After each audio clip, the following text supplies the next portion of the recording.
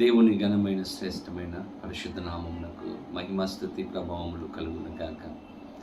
పరిశుద్ధాత్మ దేవుడు మరి ఒక నూతన దినాన్ని మనందరికీ కూడా ఆయన అనుగ్రహించి ఈ నూతన దినములో ఒక నూతనమైన వాగ్దానము ద్వారా మనతో మాట్లాడాలని ఆయన ఆశపడుతూ ఉన్నారు. మీరు కూడా సిద్ధంగా ఉన్నారా? ప్రభు వాగ్దానం పొందుకోవడానికి ప్రార్థన చేసుకుని ప్రభుని వాగ్దానాన్ని పొందుకుందాం. తలలో వంచండి ప్రార్థన. పరిశుద్ధులని కొందనాలు స్తోత్రాలు. ఉదయకాల సమయంలో మేమందరము నీ సన్నిధికి వచ్చి ఉండగా ప్రతి ఒక్కరితో మాట్లాడి దర్శించి మీరు ఆశీర్వదించమని యేసు నామమున అడిగి వేడుకొనిచ్చి ఉన్నాము మా పరమ తండ్రి, ఆమేన్.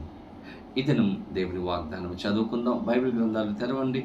యెషయా గ్రంథము 28వ అధ్యాయము 16వ వచనము ఆఖరి భాగమును చదువుకుందాం.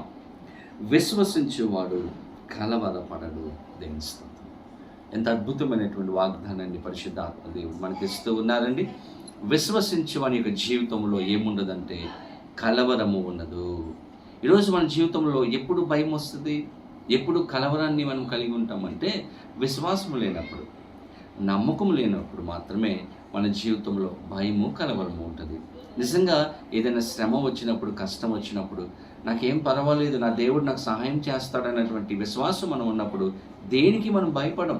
ఏ అనారోగ్యం వచ్చినా, ఏ కష్టం వచ్చినా, ఏ ఆర్థిక ఇబ్బందులు మనకు ఎదురైనా మనం భయపడము. ఎందుకంటే మన విశ్వాసము మన దేవుడు మనకు సహాయము చేస్తాడు. దీని బిడ్డలారా, కీర్తన గ్రంథంలో మనం చూస్తే యెహోవా యందు నమ్మిక ఉంచువారు కదలక నిత్యము నిలుచు సియోను కొండవలే ఉంటారు. ఎప్పుడు అంటే నమ్మకం ఉంచినప్పుడు మాత్రమే, ప్రభునందు విశ్వాసం ఉంచినప్పుడు మాత్రమే. ఈరోజు ఏదైనా చిన్న కష్టం వస్తే కృంగిపోతాం, అధైర్యం చెందుతాం. కానీ వాక్యం చెప్తుంది విశ్వాసం ఉన్నటువంటి వ్యక్తుల జీవితంలో కలవరము, భయము ఉండదు. దావీదు జీవితంలో చూడండి, గొలియాతు ఎదురుగా నిలబడ్డాడు, సవాలు విసురుతూ ఉన్నాడు. నాతో యుద్ధం చేయడానికి ఎవరైనా ఉన్నారా, ధైర్యం కలిగిన వారు ఎవరైనా ఉన్నారని సవాలు విసురుతూ ఉంటే చిన్నవాడు, దేవుని బిడ్డలారా, ఎటువంటి యుద్ధ నైపుణ్యత లేనటువంటి ఒక దావీదు గొలియాతు ముందు నిలబడి యుద్ధం చేయడానికి సిద్ధపడ్డాడు. ఎందుకో తెలుసా? దావీదు యొక్క విశ్వాసం, ఈ యుద్ధం నేను కాదు, దేవుడు చేస్తాడు. ఈ యుద్ధంలో దేవుడు నాకు సహాయం చేస్తాడు. కాబట్టి నాకు దిగులు లేదు, భయం లేదు, చింత లేదు, కలవరం నా జీవితంలో లేదు అని దావీదు నమ్మాడు. కాబట్టి దేవుని నామములో గొలియాతు మీద యుద్ధానికి వెళ్ళాడు.